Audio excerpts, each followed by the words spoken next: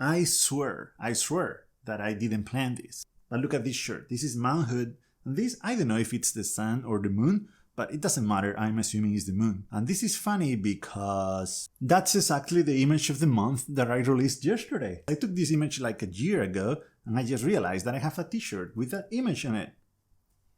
Anyway, this image is gonna be available until October 31st for a reduced price. After that, the price will increase.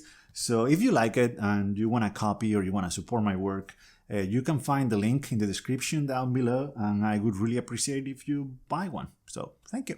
What's going on, guys? Nice to see you again. I'm back from the trip to the mountains, to the Picos de Europa. There are still more videos coming from that trip, but if you remember, I left you in the previous video. I was going to the shelter for dinner and I was going to take some photos at night. And I actually did take some photos that night, but what I don't have is the footage. And that's because recording videos at night is a pain in the ass. None of my cameras are able to get decent video at night. They get very noisy very quickly when you bump the ISO, so I only have the images from that night. The same happened during my recent trip to Portugal. I made some images at night of the night sky in Serra da Estrela. Some of them were kind of cool. I wanted to show them to you, but I didn't have any footage to go with them. Now that I have like 2 different nights from 2 different trips, I think it's about time to make this video and show you the images. And I don't know, talk a little bit about how I made them. So these are some of them, and after those I'm gonna be talking about 2 specific images. Play!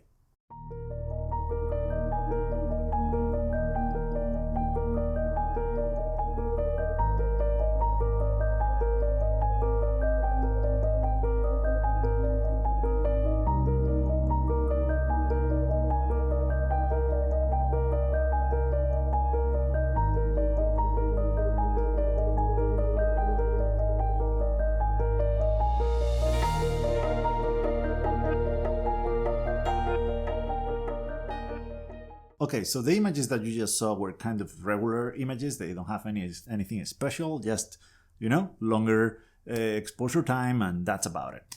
But I wanted to talk about 2 completely different images in this video. This is the first one from Serra da Estrela. I took a bunch of shots for 45 minutes, and then I combined them, I blended them in Photoshop, and this is the result that you are seeing here. And this second one that you are seeing here was made at the Picos Europa during that trip that is going on in the channel right now. More videos are coming, but that's the image that I made there, the star trails behind the Pico Urriellu. Once again, this is just a bunch of pictures that I combined in Photoshop to create the final image. This one was for a shorter time, maybe 25 minutes or so, for a bunch of reasons. First of all is because there was a full moon that night and it got very bright very quick. And the second reason is because they were closing the doors of the shelter and I didn't really want to sleep outside because it was cold and it was in the middle of the mountains. So yeah, that's the reason why it's a little bit shorter and the trails are a little bit shorter too. The first question that you might have is, what the heck is a star trail anyway? The stars don't move, they are fixed in the sky. They move, they do move. Well, actually it's the Earth rotating, so the stars don't really move, but in the end it's kind of the same. Yeah, that's how it works. The Earth is round, not flat. It rotates, so the stars in the sky seem to move with the rotation. I'm telling you this because it's very important to know that there is one special star that is called the North Star that is aligned with the axis of the Earth. It's around here, more or less. So when the Earth rotates, that's the only star in the sky that doesn't move. And it looks like every other star circles around that one. So we could use an app on our phone to know where that North Star is gonna be in the sky, so we know where the center of that motion, those star trails, is gonna be. If that's important for your composition at all. It usually is, but it might not. Anyway, we are talking about night photography here, so the bigger your sensor and the faster your lens, the better. For example, this lens is f1.4. It's a vintage lens Minolta that I can use on my Sony mirrorless camera, and it's very fast and it would be perfect for night photography if it wasn't that long. It's 58 millimeters. On my cropped sensor camera, that becomes like 1,000,000 millimeters. I don't know, it's very long, too much. You could get only a portion of the sky and not many star trails, so this is not gonna work. The other fast lens I have is the Sigma 30mm f1.4 that I'm using to record this video. It's a very nice lens, but it has the same problem. 30 millimeters on that camera becomes 45. It's still a little bit too long, on the too long side of things. Generally speaking, when you are taking photos of the night sky, astrophotography, stars, whatnot, you want a wide angle lens. I don't have any. And the only one that I have that kind of meets the requirements is this one, the 16-70 is the lens that I use 99% of the time for my photos. It's a car size lens, it's a very nice lens, but it's a very slow lens. It's f4.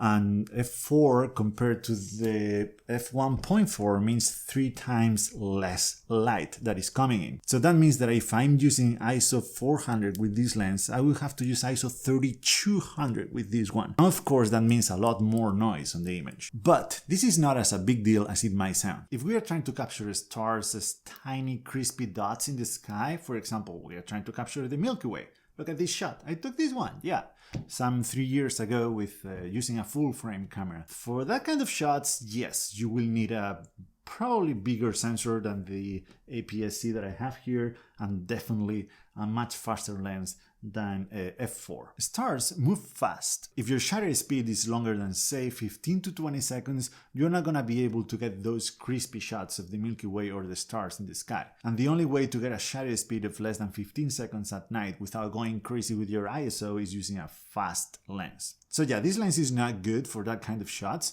but for star trails it's just fine. Why? Because we want to capture that movement of the stars through the sky. So it's no problem if we have to use a longer shutter speed. Actually, we want a longer shutter speed. I use the longest shutter speed that the camera gives me, and that's 30 seconds. And that's because that way I end up with fewer photos to process and to store, you know? And I'm capturing the motion anyway. Okay, so this being said, there are at least 2 different ways to make these kind of images, to make the star trails. One of them is the one that we are looking into here. A bunch of pictures taken over time that we are going to combine on the computer later using Photoshop or any other kind of software. The other one, of course, is keeping the shutter of your camera open for the whole exposure.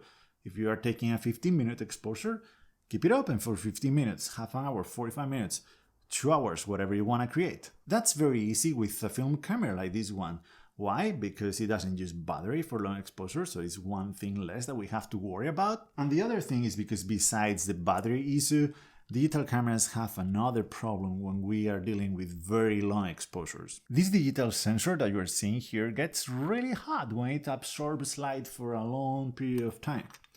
And that creates noise. So cameras like this one come with a special mode to reduce that noise or to remove that noise from our image, but that doubles our exposure time, and that's kind of a deal breaker sometimes. That's why I think it's better to use film for really long exposures, and if you're using digital, just stick with a bunch of pictures that you can put together later. The biggest challenge for me using this lens at night is focusing. This lens focuses by wire, and that sucks a lot for night photography. You see, with a manual lens like this one, I can just turn it all the way to infinity, and I know that the stars are gonna be in focus. But there is no way to do the same with this one. Everything has to be done in camera, and it's very hard to get a precise focus in here. There is no easy solution for that. We just have to keep doing test shot after test shot until we get everything that we want in focus. Now for the settings, as I said, I use 30 seconds. The lens is wide open, of course, to f4. It would be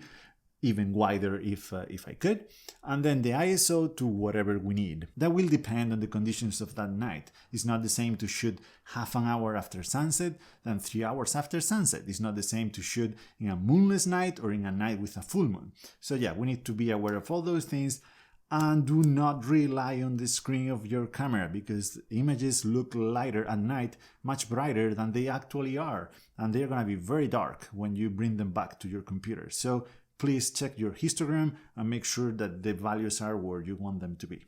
One very, very, very, very important thing that you need to remember when you are doing this kind of photography is to disable image stabilization in your camera body or your lens or whatever it is. The Sony 6500 has IBIS, that means in-body image stabilization. And I forgot to disable that in my first shot in Portugal, in Serra da Estrela. I spent nearly 3 hours just going to that place, taking all the shots and going back home, and then I spent more time at home processing that image, of course, just to find out that I forgot to disable stabilization, and look what happens. As you can see, the start trails are not straight lines, and that's because the camera was trying to stabilize the shots. It was trying to fight the tripod or itself, whatever, I don't know, but for every shot it moved the sensor very slightly, and as you can see the individual shots pretty much here, and that looks terrible, and that was a mistake that it's a little bit embarrassing, but yeah, that happens, and well, I still like the image kind of. As you can see in this second image, stabilization was off and the start trails look the way they are supposed to look. There are some gaps on the trails. That's when I stopped taking pictures to check that I was still getting the right exposure and whatnot, but that can easily be fixed with software too. And I think that's it. Of course, we're gonna need a remote control that we're gonna plug in our camera. We're gonna set the camera to continuous shooting so we don't have to be taking the shot manually every 30 seconds. We just press the button in the remote control and it will keep taking photos, one photo every 30 seconds for as long as we want. Yep, we have a bunch of photos now. Let's create the final image in the computer. Oops, forgot my coffee. Much better. So it's a different day. It's the next day. It's a different location, but I wasn't feeling too good yesterday, so I couldn't finish the video. So let's do it now.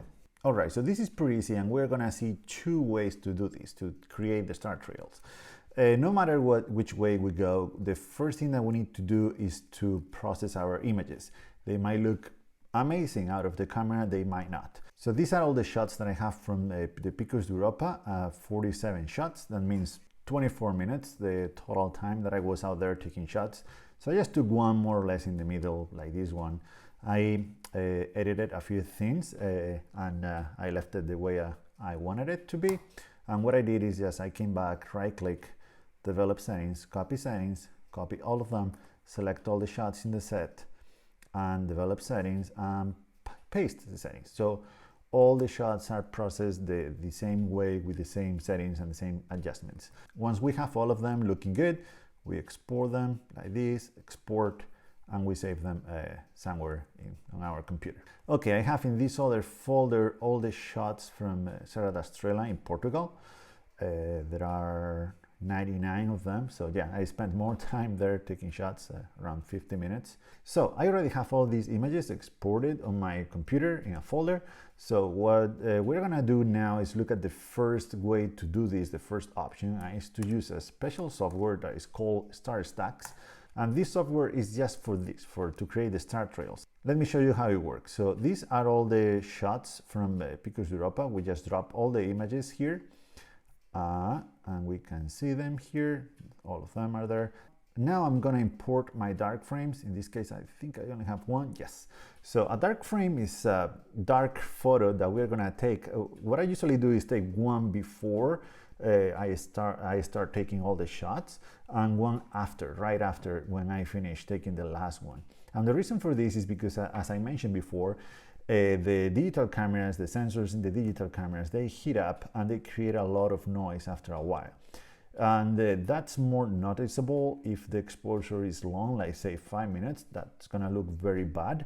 But even in shorter exposures like these ones, these are 30 seconds each, you can still tell that noise. And when you start adding photo after photo to create the start trails, you will notice a lot of noise. So the dark frame, to create one of these, you put the lens cap on, or what I did here, I didn't have the lens cap with me, so I just put my hand in front of the lens and just capture an image for 30 seconds. Again, before and after you start doing the whole thing. And what that's gonna do is gonna create an image that is gonna have nothing but the noise. And that noise that we'll get here in this image is the noise that we're gonna use, or the software is gonna use, to actually remove it from the rest of the images. So we're gonna open it here, and shows up here. We just need to make sure, let me move this, that we check the subtract dark images. And what that's gonna do is gonna take the noise that is present in this dark image, even if we don't see it now. Let me zoom in. I don't know if you can see here, it's very subtle in this case, but you can tell that there is noise there. So this software star stacks is gonna use that frame to remove those dots from the rest of the images. So what we're gonna do here is blending mode, lighten, subtract dark images, and this is pretty much it about this software. We just have to press here, start processing, and wait for the result.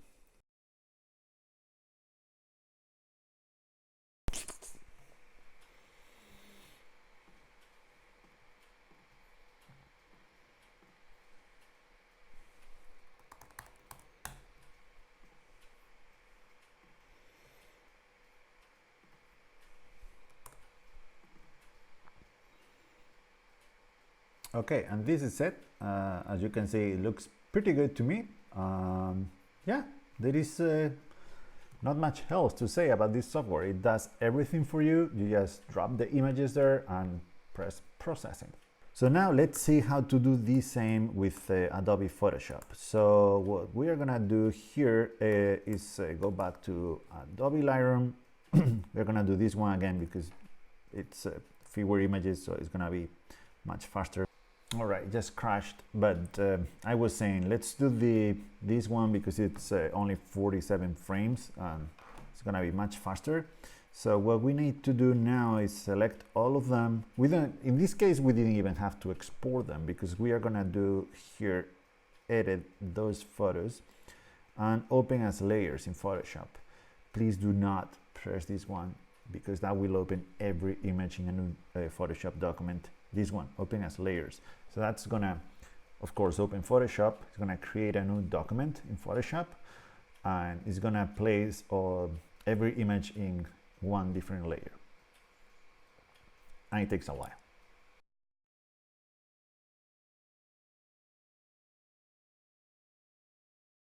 Oh, it's ready. All right, so that only took a few minutes and 8% battery. I think this computer is going slower now because I'm recording the screen, but it doesn't matter. So what I'm gonna do now is I'm gonna delete these 4 first layers because I realized that these were my test shots, so they are not aligned, completely aligned with the other photos.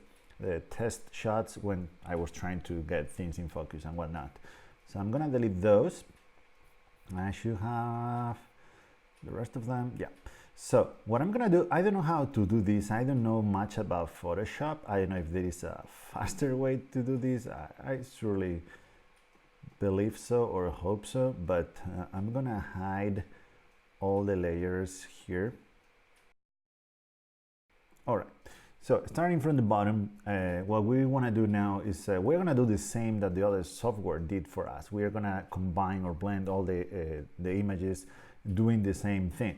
We are going to select lighting here for each layer. The reason why you would want to use Photoshop is because you have more control over every layer and how they blend and what to do with them. For example, you could very easily remove a plane passing by through the sky if that's what you want to do. Sometimes I believe that the planes are cool, but if you want to delete it, you could do it here. So what we want to do is going one by one, layer by layer. We're gonna show it, we're gonna display it, and we're gonna select the blending mode to lighten here.